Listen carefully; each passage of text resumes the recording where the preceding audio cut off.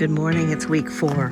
And the day after I filmed last week, I started noticing that these guys were coming up. So I wanted to start with them first. I've got beans, melons, tomatoes, and some of them are really starting to shoot up quickly.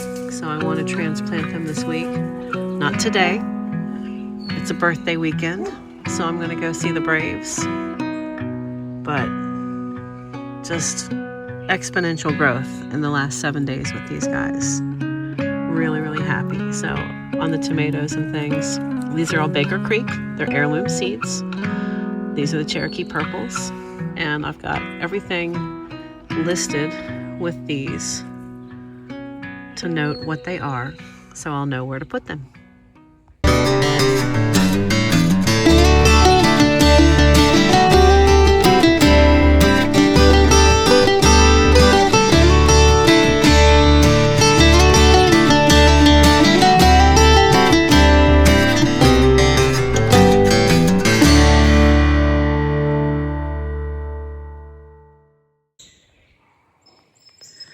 I was starting to get just a little bit anxious because I didn't water anything on Friday and probably should have, anticipating the rain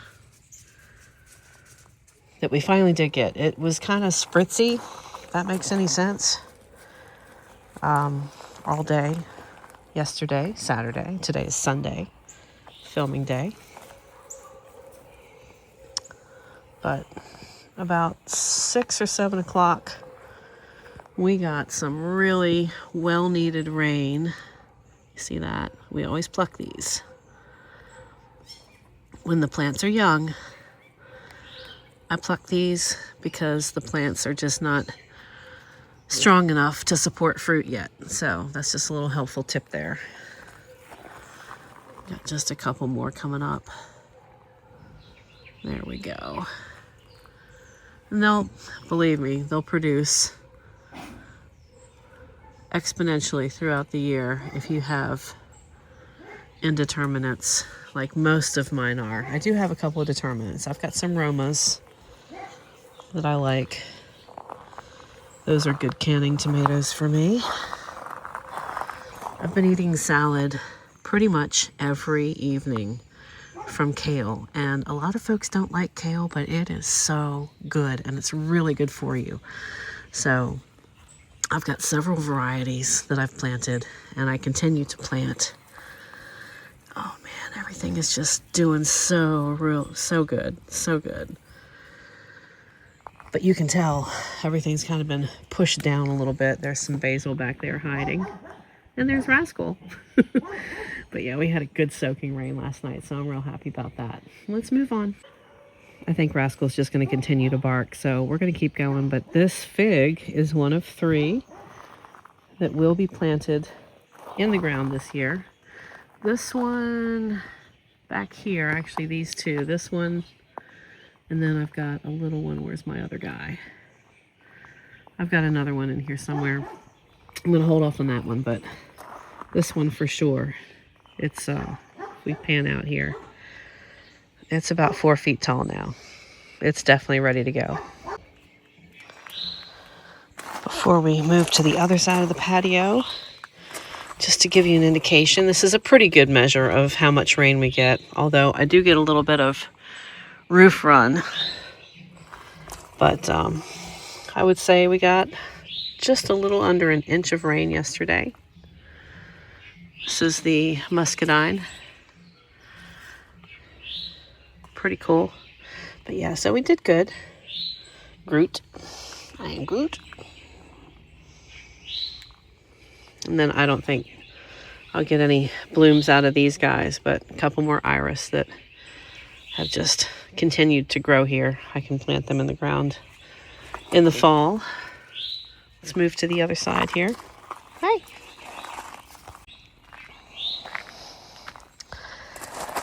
Romaine that I've been getting out of just about every evening, as well as the kale. Baby kale back there. And everything else is spinach I've been eating off of. And then this is just like a little wild mix of greens.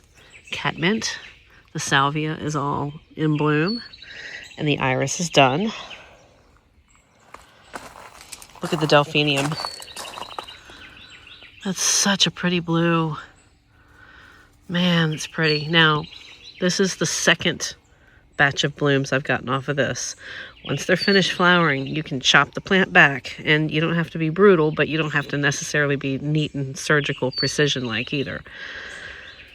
And cut off about that much, the flowers and all, so that the plant doesn't continually try to feed flowers that are dead, and you'll get a whole new batch of blooms in about 3.5 weeks. The butterfly bushes are doing pretty well. And the rosemaries. More kale. It's everywhere. Big proponent of kale. Oregano and thyme. A couple more tomato plants. Yet another sea holly that's getting ready to put out some good blooms. And there's another tomato, and we'll pluck that too. Grow. I'm coming. She's like, come on, let's go this way. Let's go.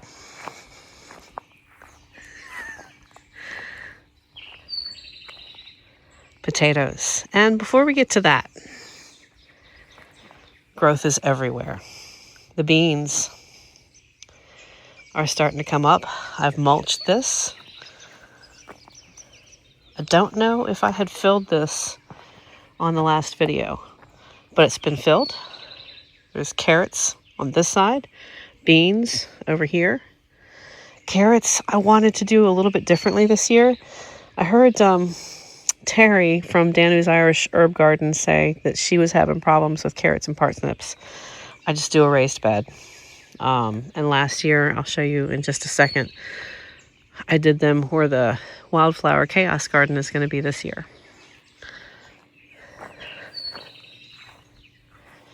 Look at how much growth with natural rain we got.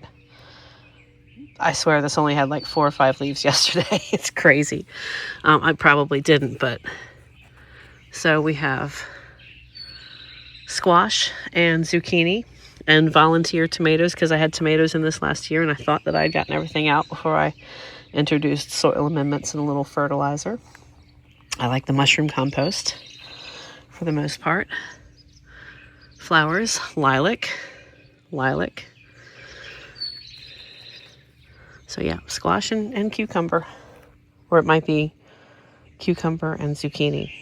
I can't remember which, but time will tell. And this is week 4. This is 1 month of growing. Look at the blooms on that sage. So pretty. But yeah, the potatoes have filled out now. One thing that I learned off of another gardening channel, which I hadn't done, but makes total sense. Now that I have this much growth in this garden, I'm going to add soil underneath the leaf structure and hill them. I've container grown before with really good results, and you don't really need to hill it there. But in the ground, I should, and I'll get a much higher yield as the season goes. But this is what I was talking about. This and this, I didn't plant this year. This is the Wildflower Chaos Garden, and I didn't plant that either, but I've had like 5 or 6 salads off of that. One of those leaves from the curlies is just a massive amount of food for one person. So let's see how we're doing. I'm gonna pull one and see how our structure is. And it's more foliage than it is carrot, but it's a holdover and it's split. So probably would not have been nutritious, but I'm glad that we looked at it. This is what 1 year's holdover now. Now, one thing that I do want to do is I'm going to cut this and try planting again and see what happens. You'll notice that I have a lot of mulch down. I go between just regular hardwood and cedar, unbleached, untreated, and it will really, really help with self-composting. Just makes the soil that much better underneath of it. But let's see what's happening here. I really don't want to step in this garden because there's so many pollinators that I've planted. I'm going to try and find a spot that doesn't have a whole lot of seeds, and I'll try and step lightly. I think I only need to put one in, but I'd really like to know how this looks, and I bet it's the same thing or close to it. Yeah, they're split, and that's okay. We're going to replant these. It smells wonderful, by the way. But yeah, not good for consumption. I mean, you could eat it if you were in the middle of a crisis and you needed food. You could definitely eat this, but we're gonna replant and see what happens. Set these right here for now on the edge, and apologize to these little guys for stepping on them. Hopefully they won't mind too much. But yeah, this is not grass. This is all wildflower chaos gardening for pollinating. The mint's doing well. There's Bandit. And Answers. Eggplant is doing really well. And look at this, guys. I thought I had lost this grapevine. It went through a rough freeze. I planted it too early. It was a huge mistake, for which I will not do again. I will learn from that lesson, but look at that. It has sent up a new little shoot. So we, hopefully in the next few years, will have another grape. And then here is the main grape doing very, very well. Leaves are intact. It's starting to climb. It's doing what it's supposed to do. And it is a Georgia hardy plant. Very much looking forward to the next few years with these things. On to the maters. Wow, just when things get going and you're doing it right and you're watering every day like you're supposed to with most plants, it's amazing what gifts you get back in return. When you love and nurture them, they will love you back. I promise. These little guys are the transplants, the last transplants I put in, and they are from Italy, from Gilmer County, from the animal shelter. They were given by a woman named Elmira, who's a volunteer there. Her and her husband at the animal shelter. So thank you, Kelly and Elmira, for those. And look at how tall this sea holly is. So many blooms. This is this plant's 4th year. Doing quite well. Another thing, just to go back to these, it's nice to have different levels of planting because you'll get a continual yield, and I believe that these are determinate. So I'll only get 1, maybe 2 out of it, but usually just 1 from determinants. And the spinach and bok choy, and some random gourd.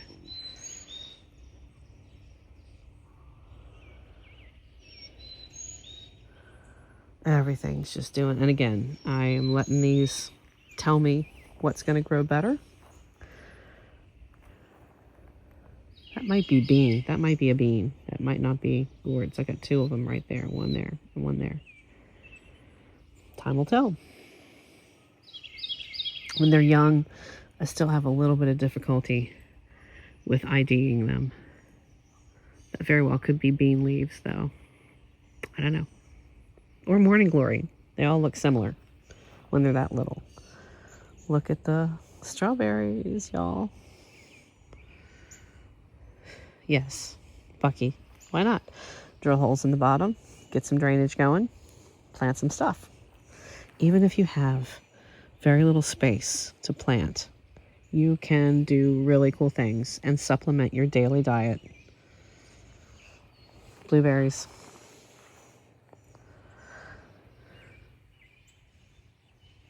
Another month and I'll have cobbler. Or at least some berries on my cereal in the morning. That's probably more realistic. The raspberry, also starting to climb. And the other blueberry, slightly behind the bigger one, which was the case last year, but also doing very well. The leaf coloration is fantastic. I just heard a hummingbird zip by my head. And then there's always little volunteer seeds that get tossed and turned. Not bad for a little backyard garden. I keep getting bigger every year now. That's something worth noting. Yes, I live in an area where I've got some good full sun. I've got some pretty big trees. And that's okay. But I do, this side is pretty much full sun. And it's still close enough to the house where I can get a hose on it. And I've got a couple of sections of hose, but this did not happen overnight. I didn't just spend a bunch of money all at once. I've been building up little by little when I've been able to afford buying one container at a time, or those 3 were from my mom. We do what we can. So I didn't invest like thousands of dollars into this in 1 year just to get some cool stuff. This is stuff that I've been cultivating and growing over the past 5 years since I've been in Georgia, 6 years now. So just letting you know that you can start small and then just add on. And you want to start small anyways because you might not like it. I hope you do. I hope you're as psyched about it as I am. I'm a huge garden nerd. So's Kaya. Do you see the growth overnight? I know, it's crazy. It's good stuff, isn't it? She's excited. Can you tell? But yeah, we've got growth here now too, and I just mulched this. But mulch is inexpensive. Soil, for the most part, when you can catch a sale, was $2 a bag. So, and that's not just topsoil. That was, I think, garden soil, just plain garden soil. But there's things that you guys can do. This is repurposed. This was an old swing set. These are corner blocks. This was an old closet door. That is the only thing that I'm really going to have to be careful about. And I do have plans to flip it in the next couple of years because closet doors are particles and they're resins and there's glues and stuff. So you got to be really careful with that. But for this year, I didn't grow right up against it. I've kept it in the middle and I've done a pretty good job, I think, being able to stabilize it. It's literally not going anywhere.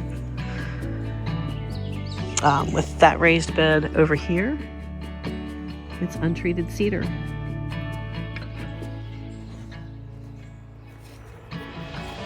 What you doing? Silly girl. So that's it. It's a quick update today, but I think a beneficial one. Start small. The biggest things that I did this year was build this. I moved stuff down when I had the studio constructed to be able to work at home. Everything's a process. So just be present. Do what you can. If you can only grow a couple of tomatoes on a patio, there's nothing wrong with that. But be intentional when you grow. Don't just grow and be absent. Don't occasionally water and then wonder why things failed. Amend the soil the way that you're supposed to. Spend a couple bucks, get some fertilizer, nurture it, and it'll give back to you. And I hope you guys have a wonderful week. I'll see you on the next one.